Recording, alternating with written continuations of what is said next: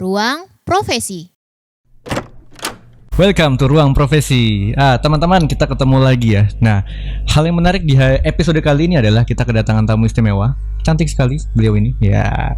Nah, beliau posisinya sebagai HR. Jadi hari ini kita akan mengulik tentang profesi HR. Nah, HR itu apa? Bagaimana pekerjaannya? Suka dukanya? Kita akan langsung aja ya. Kita akan bahas dengan Mbak Riris.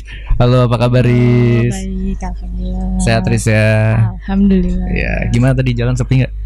Lumayan, masih belum terlalu rame, sepeda aja yang banyak. Oh, sepeda yang banyak ya? Oh ya, weekend sih ya. Iya. Lagi tren tuh. Iya betul. Jangan-jangan kesini naik sepeda? Wah, sepeda motor Oh, sih. Iya. Biar nggak goes ya, capek. Betul. Nah, Oke. Makasih untuk Riris sudah datang di podcast kita di Ruang Profesi. Ya, jadi seperti yang tadi kita sudah ngobrol-ngobrol ya, kita akan bahas HR nih, profesinya Riris sekarang. Betul. Nah, kalau boleh tahu kenapa bisa ada di HR sekarang? Kalau bisa ada di HR mungkin dari awalnya kali ya. Iya. Nah, dulu itu kan kuliahnya psikologi. Oke. Gitu. Terus psikologi, awalnya psikologi itu pengen jadi kayak yang di TV-TV gitu kan. Pengen TV-TV, bukan kayak di YouTube. Bukan. Dulu masih TV Oh, dulu soalnya, masih TV, belum ya? belum banyak YouTube ya. Oh, berarti Riris orang dulu ya? Dikit lah. Oke. Nah, kalau psikologi kan orang kebayangnya pasti kan yang kayak konsultasi gitu ya, terus ngobrol, terus diselesaikan masalahnya gitu ya. Nah, tapi setelah mendalami psikologi, ternyata kerjaan kayak gitu tuh berat banget ya kayaknya gitu kan, mendalami emosi orang gitu ya, dan kayaknya bakal jadi beban pikiran juga kalau ke sana gitu. Lagi pula kalau misalkan mau menjadi profesi psikolog gitu, memang harus melanjutkan ke S2 gitu mostly, karena izinnya itu harus didapatkan setelah S2 baru bisa ya. gitu. Jadi memang berbeda ya. Jadi pada saat orang berpikir jadi psikologi itu, untuk jadi psikolog memang harus lanjut S2. Iya betul, memang. Jadi kalau S1 nggak masih belum certified untuk jadi psikolog gitu. Nah kalau S2 itu disebutnya adalah psikolog klinis. Oh, psikolog klinis. Betul. Jadi psikolog itu ada berbagai macam sebenarnya di dalamnya gitu kan ya. Ada psikolog klinis tadi kalau yang untuk terapi atau konsultasi. Terus ada psikolog klinis, psikolog organisasi, psikologi organisasi, ada psikologi olahraga, ada psikologi pendidikan, jadi macam-macam sebenarnya. Oke. Gitu. Dan itu didapatkan di S2 nantinya? Atau certified-nya di S2 biasanya. Nah, berarti kalau misalkan di S1 jadinya HR, atau memang juga ada pilihan lain sebenarnya? Sebenarnya ada pilihan-pilihan lain gitu, kayak kalau misalkan kuliah psikologi nanti di semester 5 biasanya itu akan ada mata kuliah pilihan gitu tadi. Mau ambil klinis, mau ambil organisasi, olahraga, pendidikan, kriminal. Bahkan kriminal ada ya? Kriminologi itu kita mau ambil yang mana course-nya biasanya kayak gitu. Gitu. Nah, karena saya kayaknya klinis berat banget tadi, jadi mengambilnya ke arah psikolog organisasi dan industri, atau disingkatnya PIO. PIO.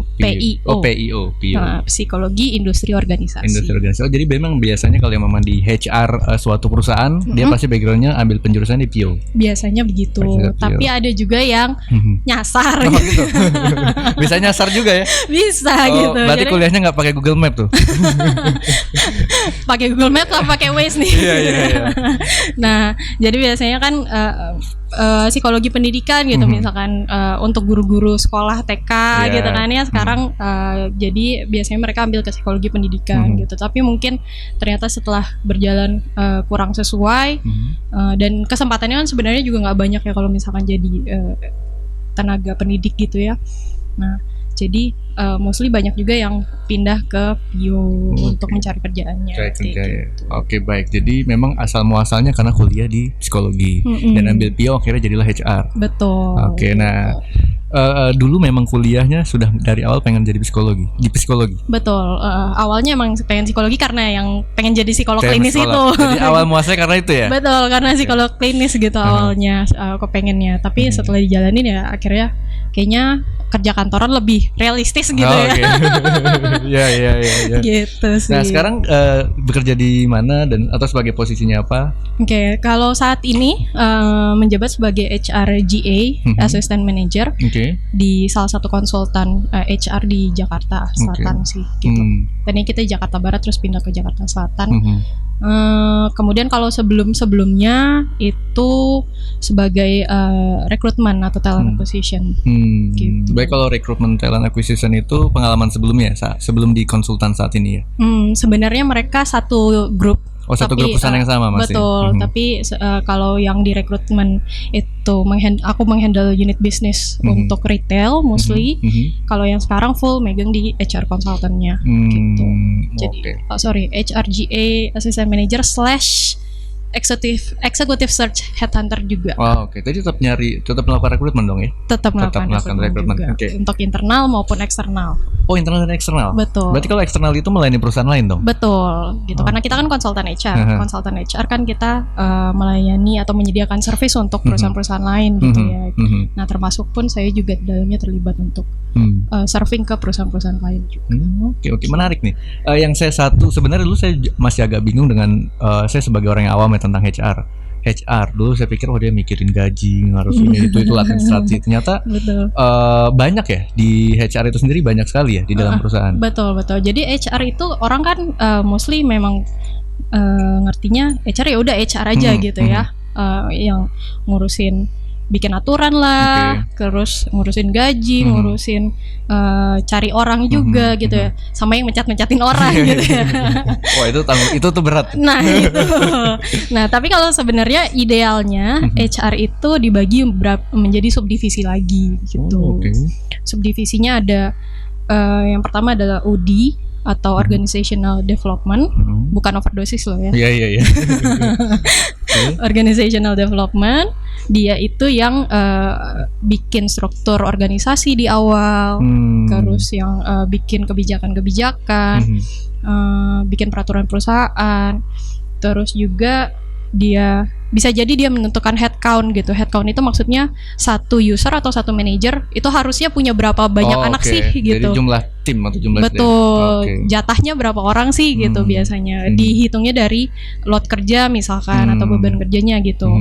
Nah, kemudian kalau OD udah bikin headcount-nya kan udah ketahuan tuh berapa orang harusnya. Berarti kan ada rekrutmen atau talent acquisition. Itu beda lagi. Nanti ada lagi yang khusus. Beda lagi gitu. Jadi rekrutmen itu subdivision sendiri gitu. Nanti rekrutmen yang mencarikan orangnya biasanya ada yang pakai psikotes atau alat tes psikologi, ada yang interview doang gitu kan. Tergantung perusahaannya masing-masing. Nah, ini kenapa anak psikologi bisa masuk ke HR gitu sebenarnya. Mostly dibutuhkannya di rekrutmen. Di rekrutmennya ya. Karena kalau di rekrutmen yang pakai alat tes psikologi tadi kan kita harus punya basic tentang alat tes psikologi gitu kan ya. Sebenarnya kalau untuk S1 pun tidak diperkenankan gitu untuk membaca alat tes psikologi. Yang boleh membaca alat tes psikologi adalah psikolog atau yang S2 biasanya. Tapi pada prakteknya, pada kenyataannya adalah memang kebanyakan rekruter itu lulusan yang satu itu memang harus mau nggak mau memahami paling nggak isinya aspek-aspek alat tes itu apa aja sih gitu. Kenapa sih orang ini akan perform atau enggak dengan membaca hasil tesnya untuk prediksi ke depannya gitu kan. Seperti itu. Jadi nyata HR itu banyak ya, dan dia sudah punya tanggung jawab atau tanggung jawab masing-masing dari posisi-posisi yang ditempati. Selain rekrutmen ada lagi. Masih ada lagi? Masih banyak. Masih banyak. Jangan sedih. Oke, ada apa lagi? Ada tadi kalau udah direkrut masuk orangnya, administrasinya dihandle oleh personalia. Oh, personalia itu administratif. Betul. Jadi kayak di dalam ya.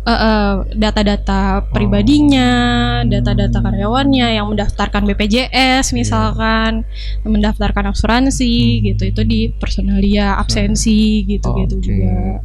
Nah, kemudian terakhir untuk retention karyawan-karyawan juga gitu ya, untuk juga pengembangan ada di people development atau training gitu. Mereka yang menilai ini orang-orangnya perlu di training apa aja sih untuk di perusahaan ini sebenarnya gitu, supaya bisa membantu atau memberikan kontribusi yang lebih gitu kan ya. Gitu. Kemudian juga bisa jadi orang-orang people development atau training ini menentukan promosi gitu. Oh, kayaknya dia bisa nih dikembangin untuk mengisi posisi yang lagi kosong saat ini gitu ya. Untuk naik jabatan.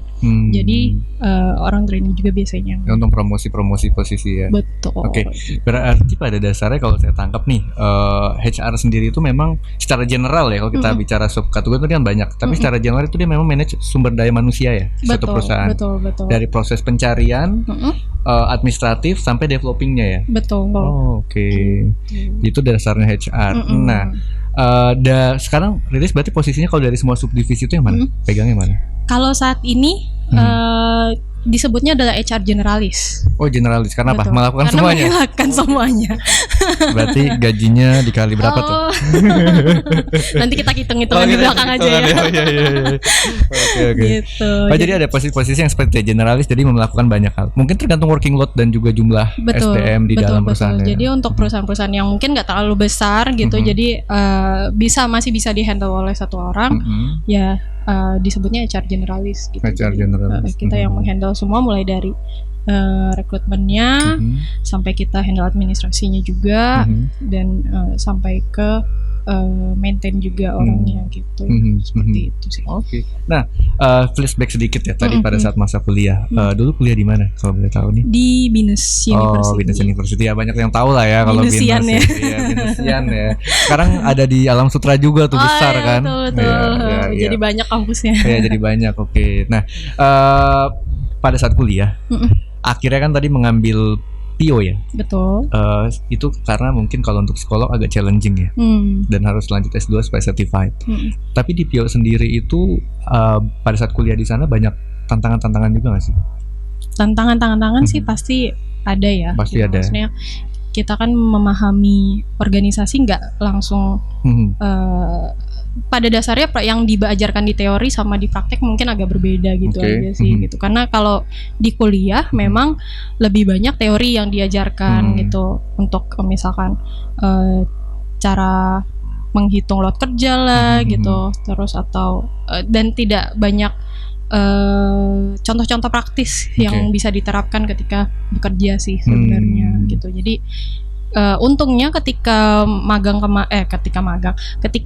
kuliah kemarin itu ada program magang. Oke, jadi memang untuk magang itu diciptakan atau diadakan supaya tahu ya aktualnya. Betul gitu. Jadi kita bisa mengalami langsung gitu apa sih yang dihadapi sebenarnya di dunia kerja. Jadi magang itu penting sih sebenarnya. Waktu itu sempat magang yang diwajibin dari kampus itu 3 bulan. Oh, itu wajib ya 3 bulan. Wajib 3 bulan. Nah, kemudian waktu itu aku magang sebagai rekrutmen sih langsung, dan emang interestnya ke rekrutmen juga waktu itu karena rekrutmen itu yang tadi ada baca alat tesnya itu loh. Jadi itu kan skill spesial yang dimiliki oleh lulusan-lulusan psikologi ya sebenarnya gitu. Jadi kayaknya sayang kalau nggak diterapin di dunia real world gitu ya, di real world gitu. Jadi magang di rekrutmen, mengalami tuh proses rekrutmen seperti apa gitu. Ketika magang itu setelah 3 bulan kok kayaknya kalau cuma di satu perusahaan doang kurang puas gitu ya, karena pindah atau ngambil beberapa perusahaan? Ngambil satu perusahaan lagi untuk magang lagi gitu. Jadi yang pertama magangnya itu di perusahaan distributor. Kemudian yang satu lagi di FMCG magangnya gitu. Jadi consumer goods ya? Betul. Lebih besar dong dibandingin yang distributor atau sama besarnya? Kurang lebih sama besar sih. Besarnya, karena mereka sama-sama national. National company ya? National company gitu. Jadi untuk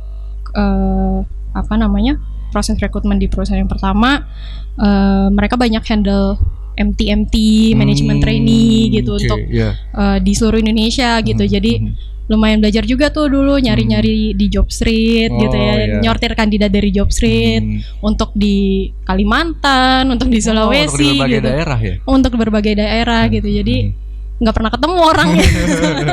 Iya. Jadi kelihatannya dari job streetnya aja Job gitu. streetnya aja. Terus magang itu nggak sampai interview sih waktu pertama itu. Jadi hanya ngubungin kandidatnya, terus kasih ke usernya, terus kasih tesnya juga gitu, administrasi tesnya. Habis itu sudah sampai scoring alat tes. Scoring alat tes. Gitu. Terus tesnya juga berarti jarak jauh ya? Atau online gitu? Kalau untuk yang di luar kota kita pakai konsultan. Oh, biasanya. Konsultan pihak ketiga. Betul. Jadi nanti dia datang ke dia datang ke konsultannya untuk dites. Nah, itu sama dengan konsultan yang tempat aku kerja sekarang pun juga memfasilitasi gitu. Memfasilitasi tes untuk rekrutmen dan promosi biasanya gitu. Nah, berarti ilmu yang paling bias itu teori pasti kuliah diajarin ya, teori, teknik dan lain-lain atau skill lah. Tapi ilmu yang didapatkan di magang itu sangat banyak sekali dong. Betul, karena kita kan ngadepin langsung orangnya ya. Kandidat-kandidat itu beda-beda gitu tipenya dan baru ngadepin saat itu. Ada yang tiba-tiba lagi tes ada telepon. Saya lagi jelasin. Oh, padahal ada telepon. lagi jelasin di papan tulis gitu kan. Ini cara kerjanya gini. Dia ngangkat telepon terus dia keluar aja. Oke, ada kayak gitu ya. Iya. Aduh, terus aku harus gimana? Gitu. Iya. Anak magang lagi ya. Iya, benar. Oke. Jadi nih buat yang masih kuliah psikolog tuh, itu penting banget ya untuk di magang kalau bisa lebih dari satu tempat karena bisa sebagai referensi gitu.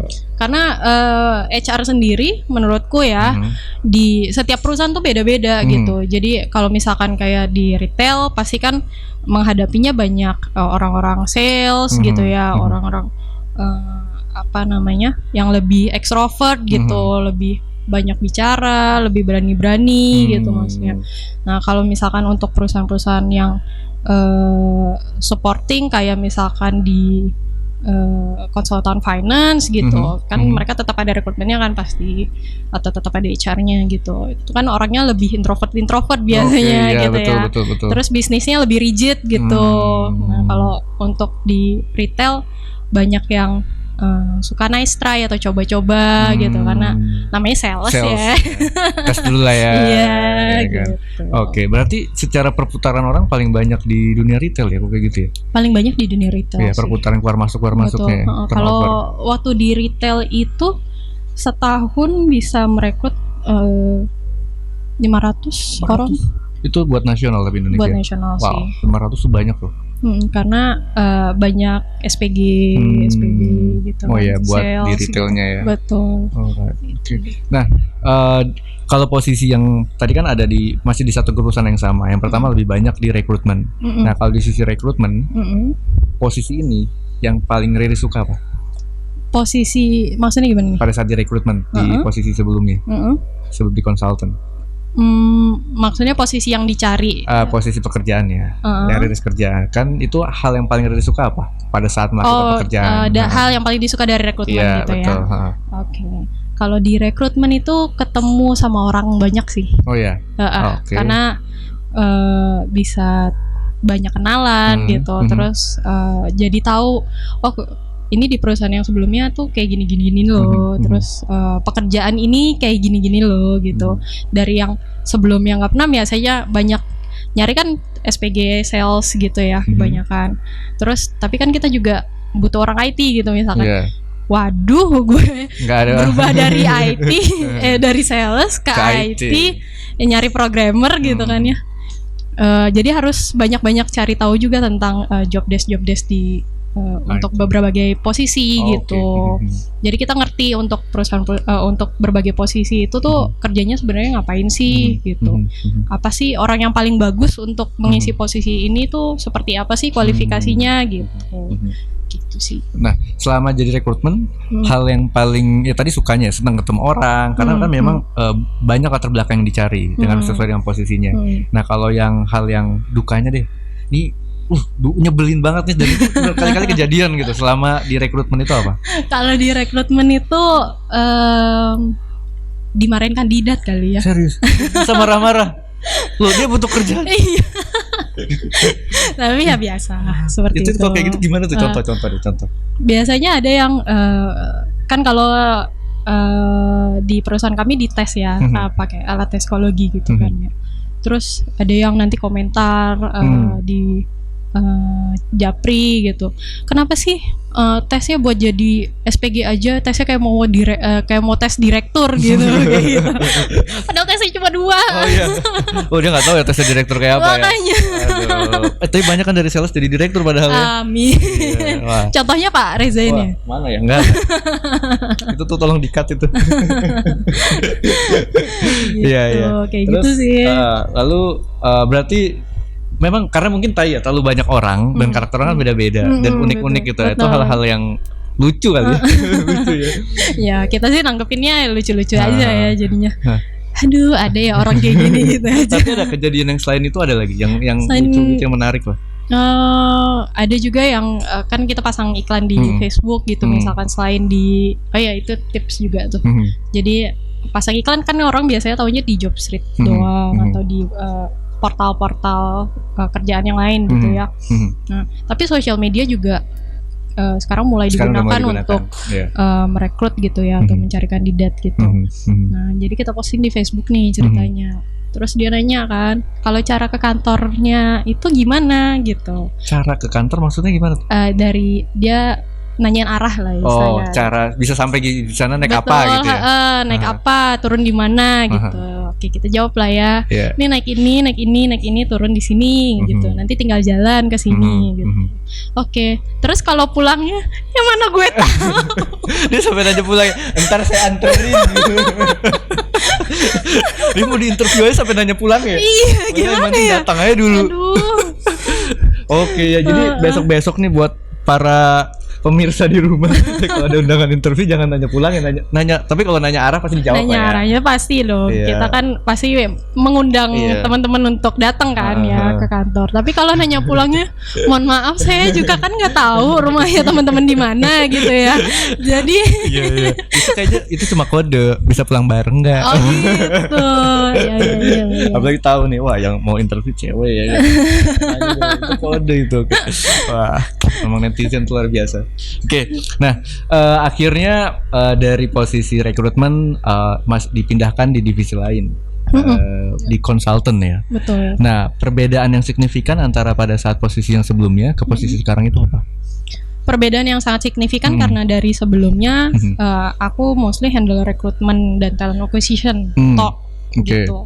Tapi sekarang megang HR dan GA gitu. Jadi kalau HR tadi seperti yang aku bilang, HR-nya adalah generalis. Jadi mulai dari rekrutmen sampai administrasinya, sampai pun kalau ada yang resign atau mengundurkan diri, kita juga yang proses gitu. Jadi agak lucu sih, kita yang masukin, kita yang ngeluarin juga. Iya. Terus iya. Kita ngeluarin orang itu nggak gampang kan? Oh iya.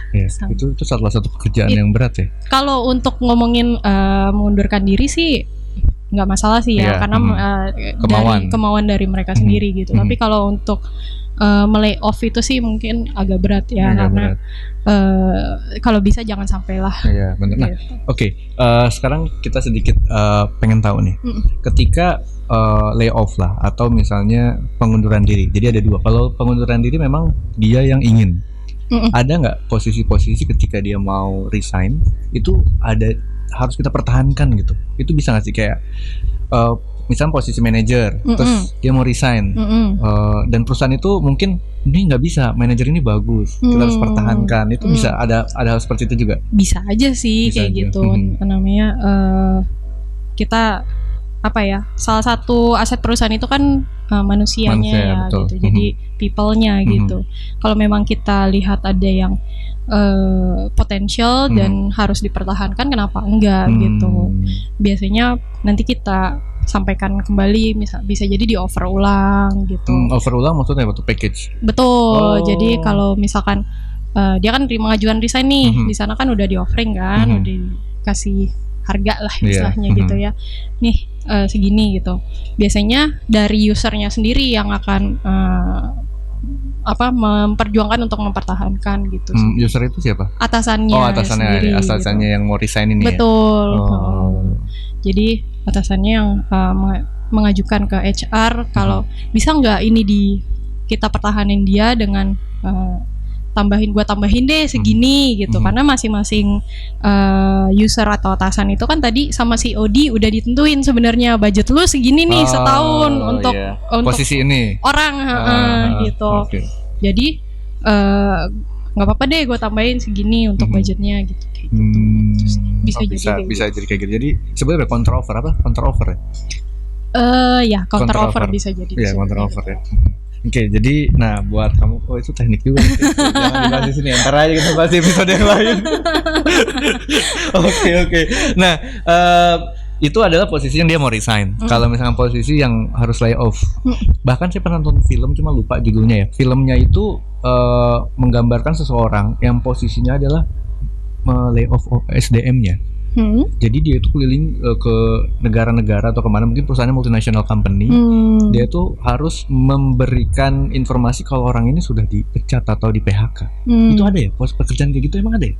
Bisa jadi ada sih, khusus ya. Iya, kayaknya orangnya harus yang benar-benar tenang, nggak emosional gitu ya. Jadi dia bisa menyampaikannya dengan baik gitu, walaupun mungkin yang di layoff nggak terima kayak sulit untuk menerima gitu. Jadi dia harus siap dengan konsekuensi yang dihadapi ketika menyampaikan itu sih. Gitu. Beri sendiri pernah melayoff orang? Alhamdulillah sampai saat ini belum. Belum ya. Tuh, padahal kalau udah pernah mau start aja. Soalnya itu pekerjaan yang berat ya. Betul. Iya kan, benar. Iya. Apalagi ya posisi saat ini berarti perusahaan belum ada yang layoff. Saat ini belum. Oh, bagus dong ya. Bagus alhamdulillah, karena kan karena efek Covid ya. Betul. Jadi efek Covid itu saya perhatiin di berita perusahaan-perusahaan besar itu banyak, bahkan bukan layoff orang ya, perusahaan yang tutup aja ada ya. Iya betul. Beberapa perusahaan sampai tutup sih. Iya, benar. Waduh. Oke. Nah, kalau dari posisi HR saat ini yang di konsultan, hal apa yang paling menantang nih? Atau mungkin yang orang nggak tahu nih, jadi konsultan itu ini kan beda nih, nggak cuma rekrutmen, karena konsultan itu kan juga memanage atau juga memfasilitasi perusahaan orang lain ya, nggak cuma internal. Nah, apa sih yang orang nggak tahu tentang konsultan di HR? Oke, kalau konsultan sendiri, terutama kalau aku executive search konsultan ya, executive search itu atau biasa orang kenalnya headhunter. Gitu. Jadi headhunter. Istilahnya mungkin banyak yang hijack orang gitu ya. Konsisten. Jadi mostly headhunter atau executive search itu menghandle rekrutmen untuk posisi-posisi top management. Posisi strategis ya. Betul. Jadi levelnya dari manajer ke atas. Manager up. Kalau biasanya kan kalau manager up nggak mungkin ya apply di job street gitu kayaknya ya. Jadi mostly memang agak sulit untuk mencari posisi, memenuhi posisi-posisi tersebut. Jadi banyak perusahaan-perusahaan yang membutuhkan executive search atau headhunter untuk mencarikan kandidat untuk posisi-posisi tersebut gitu. Jadi kenapa itu latar belakangnya ada executive search atau bisnis headhunter itu gitu. Jadi hunting orang, cari orang ya. Betul. Dan itu hijack itu suatu hal yang challenging gak sih? Karena gini, hijack berarti kan posisinya dia ini kita tawarkan suatu posisi baru, dan dia harus pindah dari perusahaan lama ke perusahaan ini kan. Betul. Dan itu memungkinkan kompetitor nggak? Memungkinkan kompetitor bisa jadi. Bisa jadi ya. Bisa jadi. Dan itu sulit nggak sih? Atau seru? Ya, di situlah. Di situlah. Kenapa dibutuhkan orang-orang yang spesial untuk headhunter dan executive search gitu. Tapi basically sebenarnya pekerjaan executive search dan headhunter itu kayak sales aja sih, gitu. Karena kan kita menawarkan perusahaan klien ke kandidat, kemudian kita menawarkan kandidat ke perusahaan klien. Jadi dua sisi ya. Betul, intinya itu aja sih sebenarnya. Gimana caranya kita bisa meyakinkan kandidat bahwa perusahaan ini adalah perusahaan yang terbaik, gitu. Kemudian meyakinkan klien bahwa kandidat ini adalah kandidat yang terbaik untuk mengisi posisi itu. Gitu. Oh jadi Ternyata cari orang aja, hijack orang aja bisa jadi bisnis sih. Oke, ya sebenarnya mungkin kalau buat teman-teman yang masih belum ada experience tentang headhunter ya. Jadi headhunter itu ini sedikit pengetahuan saya lah. Jadi headhunter itu memang satu pekerjaan yang dikhususkan untuk mencari orang di posisi-posisi tertentu ya, SDM di posisi-posisi tertentu, dan itu sangat bagus. Jadi kalau misalnya teman-teman sudah banyak experience, jadi jangan heran kalau nanti ditelepon sama Mbak Riris gitu loh. Karena itu ada yang mau kirim. ada yang mau kirim bahkan ya. Yang udah lagi bosen-bosen gitu. Jadi memang seperti itu ya, carinya juga pasti kan berdasarkan backgroundnya dia ya. Betul. Kita cari yang sesuai dengan perusahaan, dengan organisasinya klien tentunya gitu ya, dari kualifikasi yang diberikan oleh klien. Kemudian juga kita cari kalau bisa dari background perusahaan yang sama gitu. Yang kalau retail mungkin dari retail juga gitu. Bisa jadi sih cross bisnis atau industri juga bisa gitu, tapi posisinya sama. Oke. Nah, kalau misalnya dari posisi di konsultan ini, karena menanganinya berarti kan ada klien itu atau perusahaan eksternal, perusahaan luar lah ya. Hal sulit apa? Kalau tadi kan posisi yang awal rekrutmen untuk internal. Cari banyak orang, ketemu banyak orang, macam-macam. Ada yang sampai nanya alamat ya kan. Untung nggak nanya nomor HP ya kan? Atau ada juga. Untung HP-nya adalah HP rekrutmen. Jadi HP bukan HP nomor pribadi. Kenapa rekrutmen punya HP-nya 2? Oke, paham ya. Nah, kalau di posisi headhunter lah ya, ini untuk perusahaan yang menangani untuk perusahaan lain, hal yang paling sulit atau yang paling dukanya itu apa? Dukanya adalah kalau perusahaan kliennya tiba-tiba nggak ada kabar, atau kandidatnya tiba-tiba nggak ada kabar, atau kandidatnya atau perusahaan klien udah suka nih sama kandidatnya gitu, tiba-tiba kandidatnya udah ngambil opportunity di perusahaan lain gitu. Tinggal dikit lagi closing, tapi dia nggak jadi sign. Iya. Itu tuh hal yang jadi kayak ya sebenarnya kayak tadi jadi sales juga ya. Jadi kayak udah mau jualan orangnya, wah ini barangnya bagus loh, tapi pas itu nggak jadi yang beli. Sana lebih bagus nih. Iya kan di situ. Itu ya dukanya ya. Menarik juga. Nah, sudah berapa lama berarti di dunia HR? Kalau untuk di dunia HR sendiri 6 tahun. Wow, lama juga. 6 tahun ya. Wah, luar biasa. Dan enjoy sampai saat ini. Enjoy sekali sih. Kenapa bisa enjoy? Kalau dari aku sendiri, mungkin dari lingkungannya juga kali ya. Karena so far aku 6 tahun pun di perusahaan yang sama gitu. Maksudnya walaupun dari grupnya, terus pindah ke konsultannya, tetap di grup yang sama gitu sebenarnya. Gitu, karena sebagai HR di perusahaan ini alhamdulillah dikasih kesempatan, selalu dikasih kesempatan dan kasih knowledge yang lebih gitu loh. Karena mungkin punya unit bisnis yang konsultan HR juga kali ya gitu. Jadi mostly isinya orang-orang psikologi semua juga. Jadi pengetahuan yang kita dapatkan di kuliah nggak terbuang, kemudian malah bertambah gitu, karena dikelilingi orang-orang yang dengan passion yang sama gitu. Jadi memang lingkungan berpengaruh ditambah lagi development di dalamnya ya. Dan itu juga tugasnya HR juga.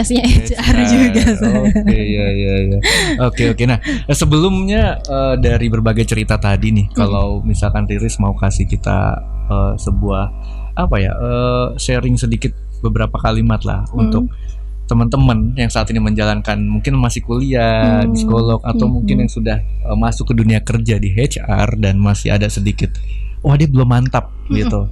Kasihlah masukan ke teman-teman kita semua ini supaya dapat Oke, kalau dari aku sih pertama kalau yang masih kuliah tadi ya, magang itu penting.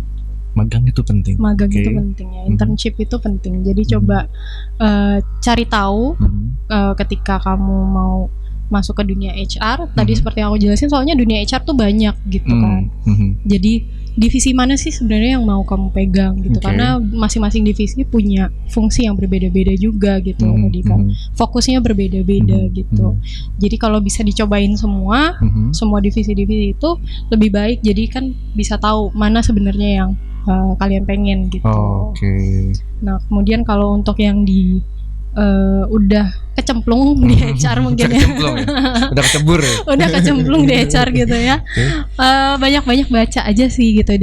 Jadi kita juga tahu keadaan perusahaan kita gitu. Jadi HR yang sekarang itu bukan cuma muter-muter ngurusin orangnya aja, tapi HR yang dicari sekarang pun juga HR yang udah ngerti bisnis gitu. Oke. Maksudnya ngerti bisnis itu apa? Ngerti bisnis tuh maksudnya kita bisa arahkan. Jadi SDM atau aset-aset people yang kita punya, gitu kita bisa dorong ke tujuan yang sama dengan perusahaan gitu. Jadi nggak hanya kasih training ini aja nih, kasih training ini aja nih gitu. Tapi trainingnya memang mendukung untuk mereka boosting performance perusahaan gitu. Itu sih keadaan bisnis kayak gimana sekarang kita harus cari nekan cost di mana untuk di people kayak gitu. Apa yang bisa kita gunakan atau fungsikan gitu untuk mendorong perusahaan supaya performanya lebih baik lagi. Oke. Berarti ada 2 tadi ya. Kalau yang masih kuliah, internship itu penting ya. Magang itu penting karena memang teori dengan praktek biasanya ada perbedaan. Betul. Ya, kalau teori doang gitu kan kita nggak tahu prakteknya di dunia aslinya kayak gimana. Benar. Jadi pada saat magang benar-benar kelihatan dunia nyatanya seperti ini. Ternyata ada beberapa hal yang berbeda. Dan untuk dapetin feel ya tadi, makanya cobain semuanya ya. Betul. Biar ternyata saya cocoknya di mana nih gitu. Lalu untuk yang sudah kecemplung itu banyak-banyak baca. Ya, jadi banyak-banyak baca, banyak-banyak belajar, terutama tentang bisnis di perusahaan tersebut, supaya satu tujuan ya ketika develop di SDM-nya. Betul. Oke, Riz, thank you banget, itu informasinya luar biasa. Gue tertarik buat bahas headhunter. Balik lagi nih. Tapi itu nanti. Jadi buat para pemirsa nanti kita ada episode yang lain mengenai headhunter ya. Kita akan bahas. Karena kalau tadi gini loh, Riz, kenapa gue tertarik mau bahas itu? Kalau biasanya kalau rekrutmen kita ngelamar, direkrut, ngelamar, direkrut. Kalau headhunter adalah kita direkrut, betul. Kita dicari. Jadi gimana caranya supaya kerjaan nyari kita kan? Tunggu di episode. Oke, jadi buat teman-teman jangan lupa di like dan subscribe. Terima kasih sudah menonton. Bye bye.